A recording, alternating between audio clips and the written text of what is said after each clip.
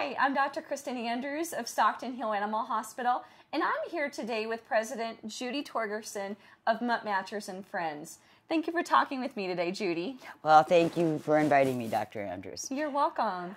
Well, can you tell the folks at home a little bit about the history of Mutt Matchers and Friends and how you guys came to be? Sandy Spruill, who is our founder, used to work for Animal Control, and she was saddened at the fact that a lot of good dogs were being put to sleep. And so she started working, and she started in about 2002. And by 2005, November 1st, she opened up our dog adoption agency here in Kingman, Arizona. And when she started it, there were certain policies and procedures which we have followed pretty well to the nth degree when she started it on what we do and how we do it. Now, what is it that you do? Because I know that you guys are a little bit different than most of the shelters in town in that you do not take pets directly off the street. Your pets come from a different place. How do you get the dogs that you adopt here? We rescue all of our dogs from any kill shelter. These dogs are probably the ones on the countdown to be put down. And so that was our mission, is to rescue dogs from euthanasia whenever we can. And we choose our dogs in specific ways. And the reason we do it is because, number one, we can't save them all. Right. It's impossible. And we've had people calling us and, will you please take our pets? And we have got a very small kennel. We can only hold a maximum of 10 dogs. And if we would take from the public right now, our small center would have 3,000 animals. Yeah. And we just can't do it. It's got to be heartbreaking to say no, but... It is, and we even see these dogs that people bring in, but we have to remember we are trying to save the dogs that we know are going to be put down. Right. Now, how do you go about choosing the dogs that are going to be here for adoption, like little Murphy here? Well, actually, when I first started to do it, I was leading with my heart, which is, of course, the easiest thing for all of us people to do. And I learned to do it with my head. And what we do is we try to pick the most adoptable of the dogs, and that we know that people will probably fall in love with them and adopt them. And we evaluate each dog. We do it for temperament. We have a 220-point evaluation. Mm-hmm. And we do it for temperament. We do it for, will they let us feel their ears? Will they let us check their little mouths for their age, their paws? We feel all over their bodies to see if they've got any lumps and bumps. And then we let them be a dog. We let them run around and see if they come to us and are friendly. And if they are, and we figure they're very adoptable, we take a look at their score. They have to pass with 176. Okay. And if they pass that and we feel this dog can be adopted, those are the ones we choose. Gotcha. And that's how we choose them. So little Murphy here made the cut, huh? Oh, little Murphy, I think, came out with about 202. Oh, wow.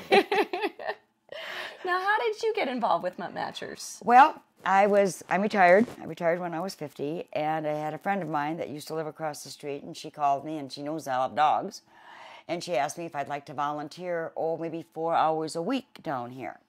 And so I said yes, and I started in March 6th, I believe, 2006.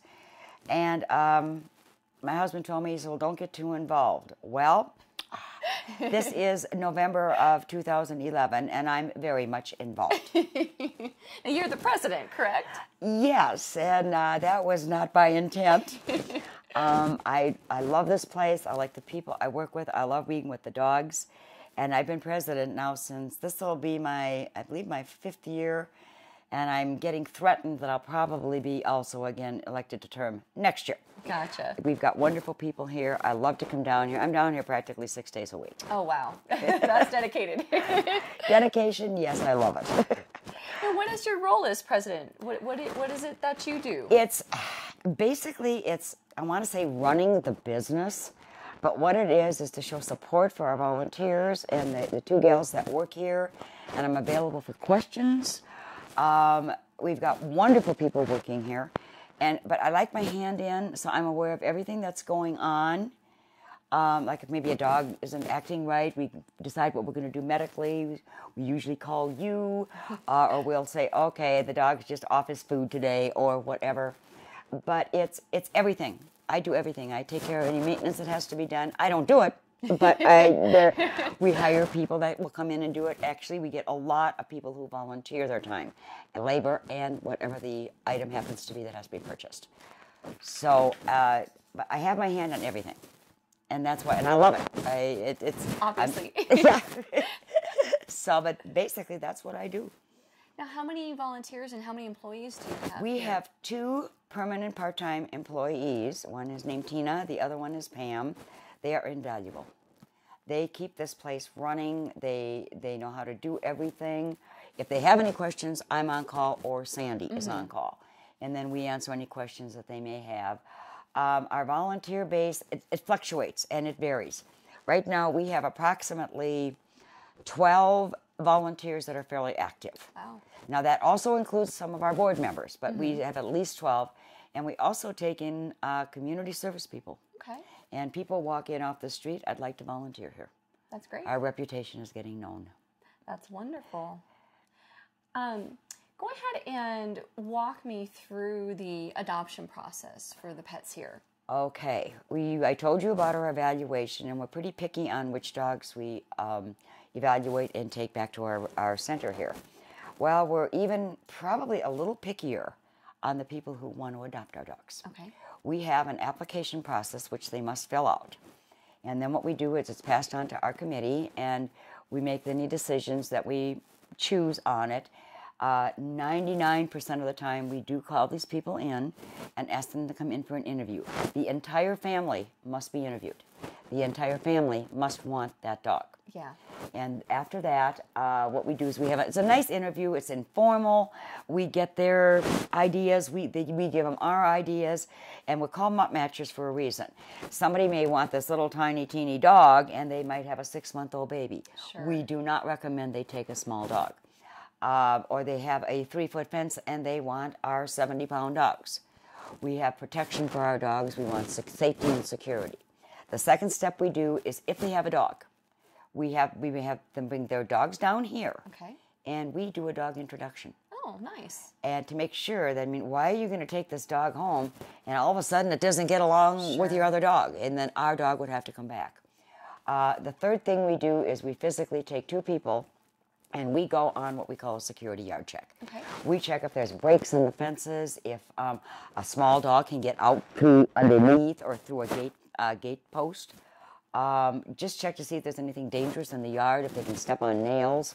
And that's basically how we do it. And if that all passes, then they can come back and they can adopt our dog. Oh, wow. Very nice. Now, what does happen? You mentioned, dogs maybe coming back. Have you had that happen where you've adopted a dog out and they did come back? It didn't work out for some reason? Yes.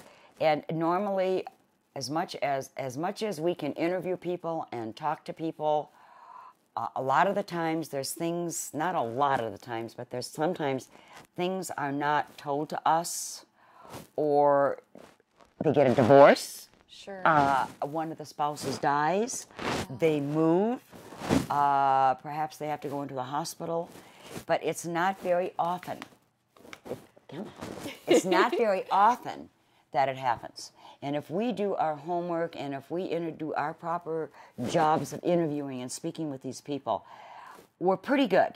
We're pretty good now. We've learned it over the years, and every time it happens, we think, okay, did we do anything wrong, and what can we do to correct it? Great. But we do take our dogs back, and we have rehomed all of them. Wow. Yes. That's fantastic. Mm-hmm. Now, I know that you currently are only adopting dogs. Do you have any plans for the future for cats? We would love to be able to expand.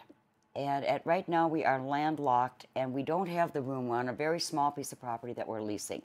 We are hoping someday to perhaps get some other property very near to us.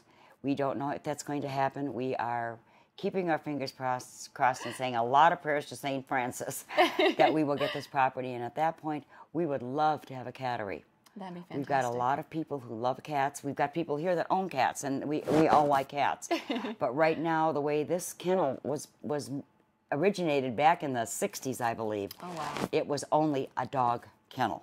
And we don't have the room or the expansion to get either the ducting done. We just don't have either the finances or the room for right now, but we would love to have cats.